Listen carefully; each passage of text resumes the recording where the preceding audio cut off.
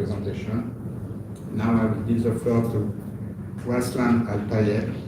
I hope I didn't make any mistake in your name. So it's okay.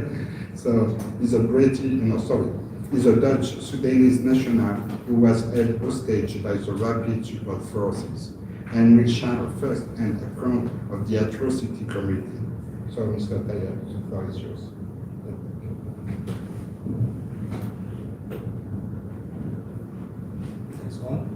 Yes.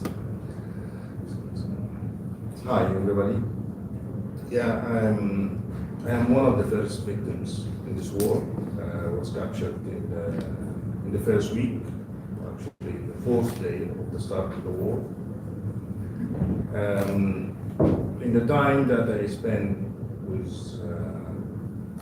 the RSF, I did witness all sorts of the crimes that you heard of. First hand, because I don't know why, but I was treated different than the rest of the people. I did suffer in the beginning of my captivity. But after that, I was kept with their intelligence. So I had to go through witnessing all the crimes that you heard, from murders to tortures to rape. All of it, I was witness to.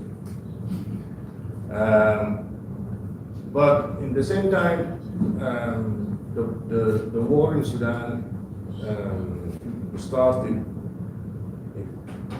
physically in 2023, but it started before that time ago.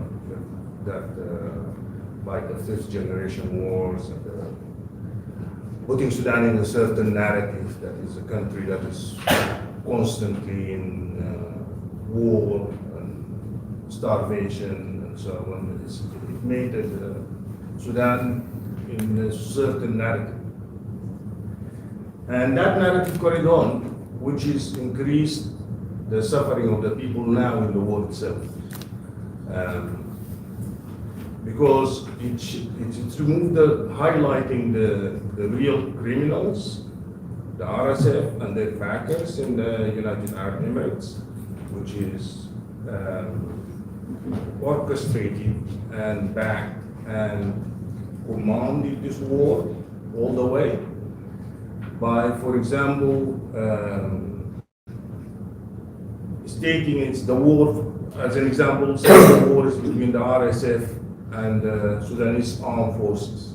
It is not between the RSF and the Sudanese armed forces. It is between the RSF and Sudan as a country. The people fighting in the ground right now is the Sudanese armed forces, the police, the intelligence, and the Sudanese civilians who took arms and joined the army as group fighting against the RSF. And that is very important because by stating it is between the SAF and the RSF, it made it like equal oppositions, and it actually misguided the whole narrative. That is, what is the war as about?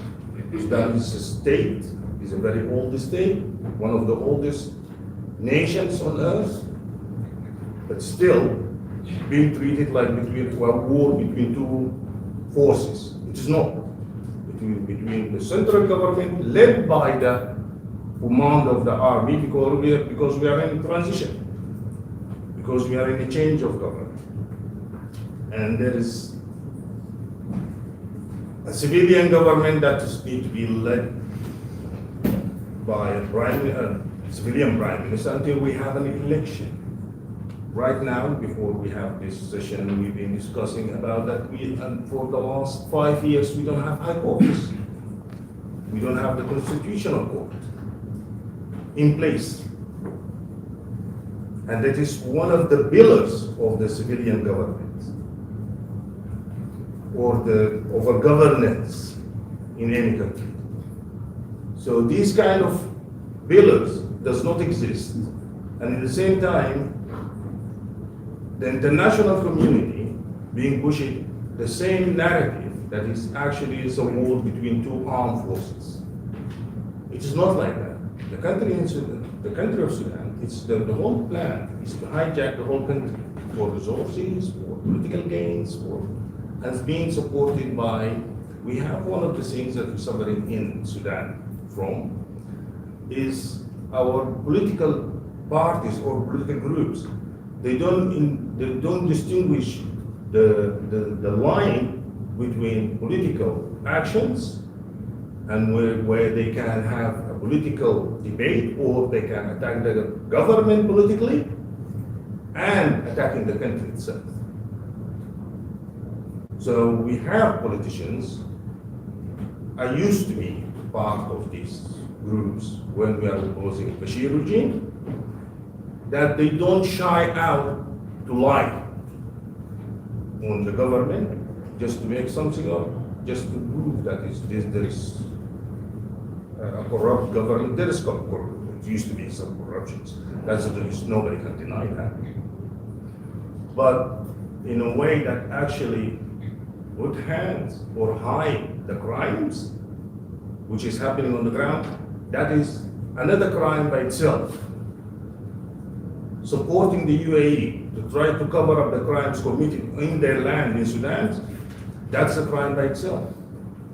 We have over 12.5 million, that's the last statistic, which was 2024, I believe. 12.5 million displaced people. Displaced means it's not just people they fled their place. No, they lost everything. They lost their position. They lost all their earning that they used to have for the years. They've been working hard to make their houses, their cars, everything is being looted and is transformed west, either to Darfur or to Chad and Niger further. We have over 100, the last year statistics, over 150,000 people, these are the people who were being murdered in the fighting. Not by bombing only, even that's the killing, people who were being killed. The last statistics, which is over 10,000 women being raped.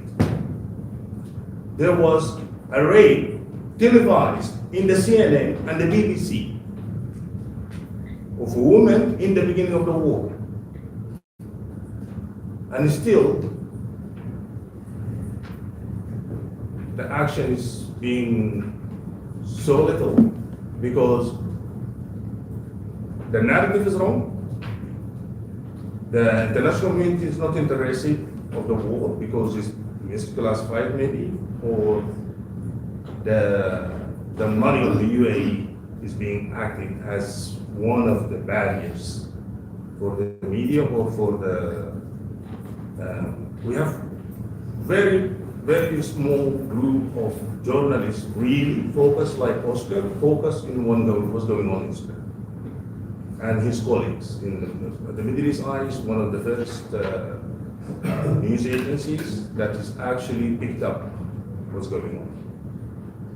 But other than that, then you have the Guardian, you have the very small group of journalists taking up what's going on, which when it is one of the, it's not one of, it is the biggest crisis in the modern age.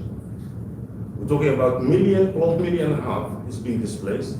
We're talking about over 150,000, that is what is last year was said, over 10,000 women being raped, that's what is being taken account of. Keep in mind, Sudanese people are conservative people. There is a lot of rape being not documented. They don't talk about. I know of people that women, they did commit suicide just to keep that from being known outside.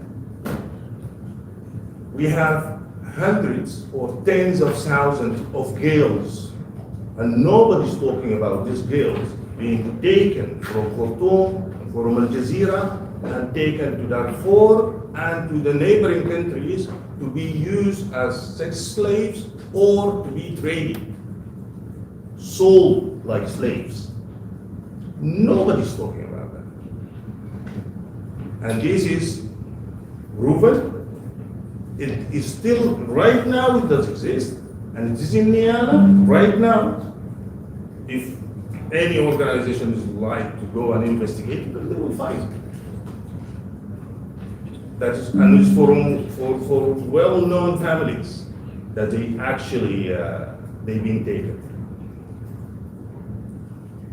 But the reason of all this happening is the lack of interest of the international community in shedding the light in the real perpetrators. Who is committing these atrocities? Who is backing it up? One of the things also,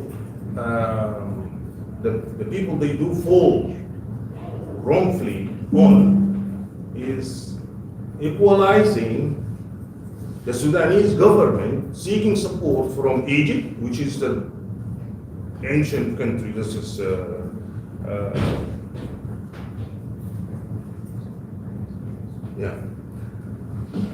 Egypt as a very close country to Sudan for centuries. Well, Sudan and Egypt is the oldest countries on earth. It's over 1,000 years ago. So it's normal that Sudan seeks help by Egypt. It's normal Sudan seeks help from allies and friends. What's not normal is other countries supporting a militia to destabilize the country itself, or to destabilize or to commit the atrocities the RSF committed in Sudan. The RSF is being classified as a criminal group since 2003. It's not 23, it's 2003, when they used to be called the Geneva. Sorry, I just took longer than I'm supposed to. And thank you very much for attending and listening.